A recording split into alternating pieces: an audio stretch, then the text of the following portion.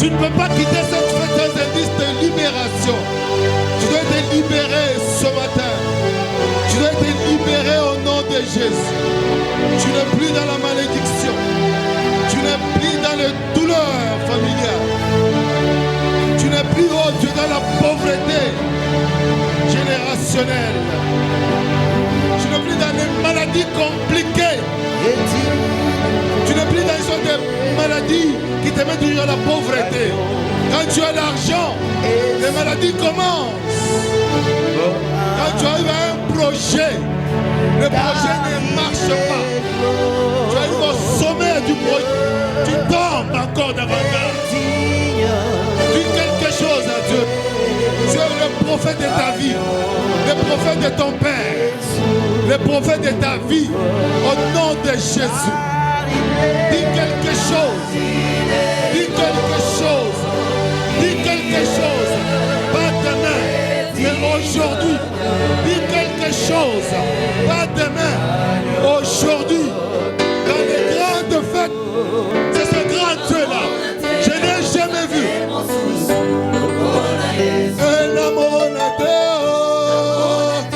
Tu ne verras jamais un autre Dieu comme Jésus.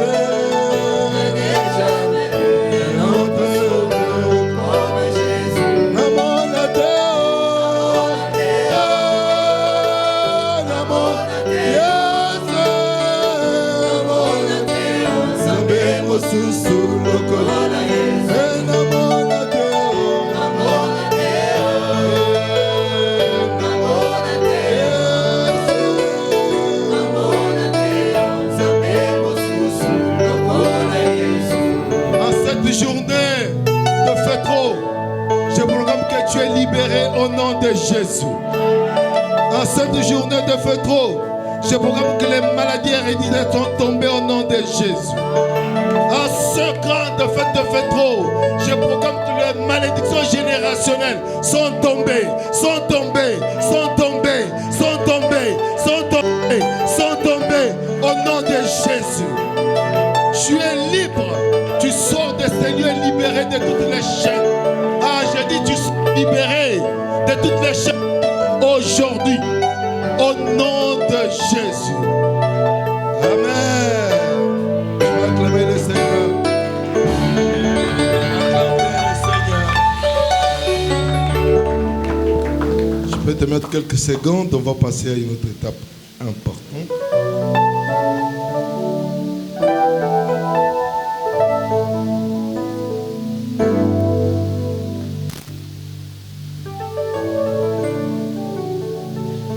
Nous allons lire Jean 13.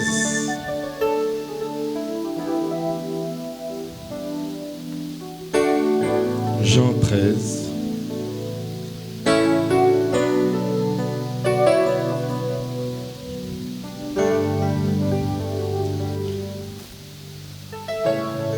Soyons concentrés parce que cette parole est extraordinaire. Nous commençons au verset 16.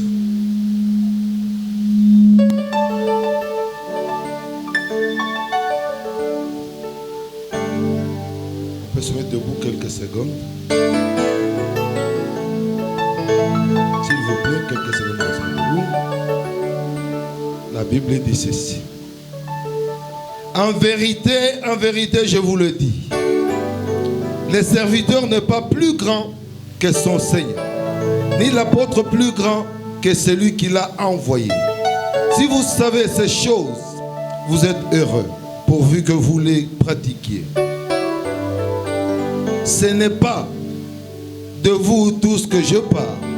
Je connais ceux que j'ai choisis, mais il faut que l'Écriture s'accomplisse. Celui qui mange avec moi le pain a levé son talon contre moi. Dès à présent, je vous le dis, avant que la chose arrive, afin que lorsqu'elle arrivera, vous croyez à ce que je suis. En vérité, je vous le dis, celui qui reçoit celui que j'aurai envoyé, me reçoit, et celui qui me reçoit, reçoit celui qui m'a envoyé. Ayant ainsi parlé, Jésus fut troublé en son esprit, et il dit expressément, en vérité, je vous le dis, l'un de vous me livrera. Les disciples se regardaient les uns les autres, ne sachant de qui ils parlaient. Un des disciples, celui que Jésus aimait, était couché sur le sein de Jésus. Simon-Pierre lui fit signe de demander qui était celui dont parlait Jésus. Et ce disciple, s'étant penché sur la poitrine de Jésus, lui dit, Seigneur, qui est-ce? Jésus répondit, c'est celui à qui je donnerai le morceau trempé. Et ayant trempé le morceau, il le donna à Judas, fils de Simon l'Iscariote. Dès que le morceau fut donné, Satan entra dans Judas. Jésus lui dit, ce que tu fais, fais-le promptement. Mais aucun de ceux qui étaient à table ne comprit pourquoi il lui disait cela. Amen. Amen. Tu peux te mettre. Mon frère, Dieu est bon. Et nous sommes à une grande fête. Fétro, fête de la trompette. Et qui coïncide avec une grande fête pascale. Ici, nous voyons un grand homme, Dieu, homme, Jésus, qui tient une grande manifestation avec ses disciples. Et pendant qu'il parlait, c'était des paroles pleines de révélations. Il y en avait qui comprenaient, il y en avait qui ne comprenaient pas. Et pendant qu'il était en train d'organiser cela, il savait que bientôt on va l'amener à la croix. Très conscient de cela, mais inévitable. Une voie conçue et planifiée au ciel qui devait passer par cela pour me sauver et te sauver toi. C'est cette grande fête que nous célébrons aujourd'hui, la fête de la résurrection. Et c'est le premier moment où Christ a fêté la Sainte Seine. Il est en train de se présenter, ce qu'on appelle le jeudi saint. Il dit voilà, nous allons manger ensemble. Et pendant qu'il est en train de parler de cela, beaucoup de révélations. Il incite, il dit en vérité, je vous le dis, le serviteur n'est pas plus grand que son maître. Une leçon d'humilité. Donc nous devons, pendant que nous sommes ensemble, en fétro, pendant que nous mangeons ensemble, nous devons marcher dans l'humilité. Nous devons savoir la hiérarchisation du pouvoir. Même dans la famille, papa reste papa, maman reste maman, les enfants sont des enfants. Il y a des règles, de lois établies. Jésus donne des leçons pendant qu'il est en train de préparer sa mort. Il lègue un héritage de lois et de droits. Il a ainsi dit, vous savez, les choses que j'ai en train de vous dire, si vous les mettez en pratique, vous serez heureux. Et la récompense ou la reconnaissance de la hiérarchisation est d'une importance capitale dans une société. Et si nous respectons cela, nous serons heureux. Et il insiste que je vous enverrai. Et celui qui va recevoir, celui que j'enverrai, il sera dans la joie. Donc, le Seigneur lui-même, Jésus-Christ, est en train d'insister sur l'évangélisation. Tu ne peux pas venir seul à l'église. Tu ne peux pas marcher de ton sans gagner les âmes. Et c'est l'héritage que Jésus-Christ nous a légué. Il insiste que j'enverrai, je vous enverrai. Celui qui vous recevra, il me reçoit moi-même Jésus.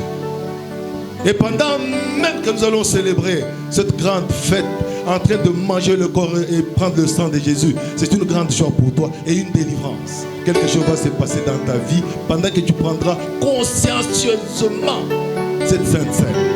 Il y a quelque chose certainement qui se passera dans sa vie. Et il pose la question, c'est qui va te faire cela? La Bible me dit, Jésus était troublé dans son esprit parce qu'il voyait que l'homme qu'il aimait, Judas, qui gardait même la caisse de l'équipe, c'est lui qui l'avait trahi. Il dit, bon, c'est lui à qui je donne le pain que j'ai trempé, c'est celui-là qui va me trahir. Et tout ce que le Christ était en train de parler, Judas était là, mais tout se fait de la manière dont Christ était en train de le dire. Mais lui était là. Et la Bible dit, pendant que ce morceau de pain est entré dans la bouche, Judas, Satan, est entré aussi d'agir. Frère, ce que nous mangeons, tu boiras un petit pain, mais c'est l'Esprit de Dieu qui entre en toi. Et quand tu le prends avec un cœur sincère, comme les autres disciples, ils ont reçu l'héritage de Dieu. Mais lui qui était venu pour trahir Jésus, il a reçu le diable dans sa vie. Quand tu marches dans la malédiction, quand tu maudis les autres, même pendant que tu prends le repas, sache que toi-même tu es maudit. Alléluia. Judas était maudit pendant que c'était un repas d'héritage de l'évangélisation. Mais lui était maudit. Au finish, il est allé se pendre. Il s'est jeté dans un champ qu'on appelle le champ de sang. Et jusqu'aujourd'hui, ce champ est appelé le champ de sang. Quelle malédiction générationnelle que Judas a légué à ses enfants.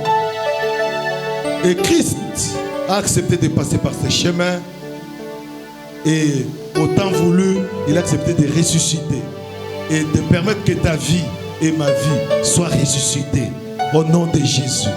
En ce grand moment de Pâques, à ce grand moment de fête, moi je crois que la maladie dans ta vie ne va plus exister. Même tout ce qu'on a volé, tout de ta vie, le vol de toile, tout ce que tu veux, aujourd'hui, Jésus va le ressusciter au nom de Jésus. Tu prends la Sainte Seine avec une conscience spirituelle, tu verras la gloire de Dieu. Alléluia. Alléluia. J'ai dit tu verras la gloire de Dieu. Dieu te bénisse, on est debout. On va célébrer notre...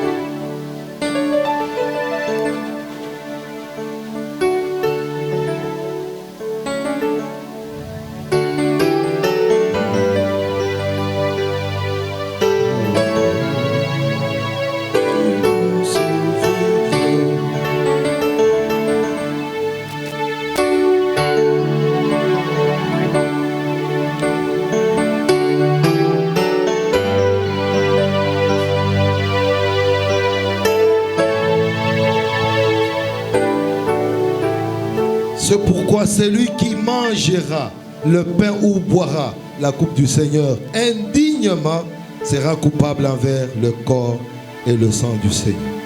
Que chacun donc s'éprouve soi-même et qu'ainsi mange du pain et boive de la coupe. Car celui qui mange et boit sans discernement le corps du Seigneur mange et boit un jugement contre lui-même. Judas en a subi parce qu'il a accepté de manger indignement et le diable l'a possédé et il a agi fatalement avec le plan du diable. Mais je crois ce matin, toi en prenant le corps et le sang de Jésus, tu auras une victoire certaine. Une victoire sur les démons, une victoire sur la sorcellerie, une victoire sur le poison, une victoire sur la magie, Une victoire sur la malédiction générationnelle. Une victoire sur tout ce que tu penses être bloqué. Et je crois fermement qu'après ce grand moment, tu verras toutes tes portes ouvertes au nom de Jésus. Alléluia. Car j'ai reçu du Seigneur ce que je vous ai enseigné. C'est que le Seigneur Jésus, dans la nuit où il fut livré, prit du pain et après avoir rendu grâce, le rompit et dit: ceci est mon corps qui est rompu pour vous. Faites ceci à mémoire de moi. Victoire, tu régneras. Oh, croix, tu nous sauveras. Victoire.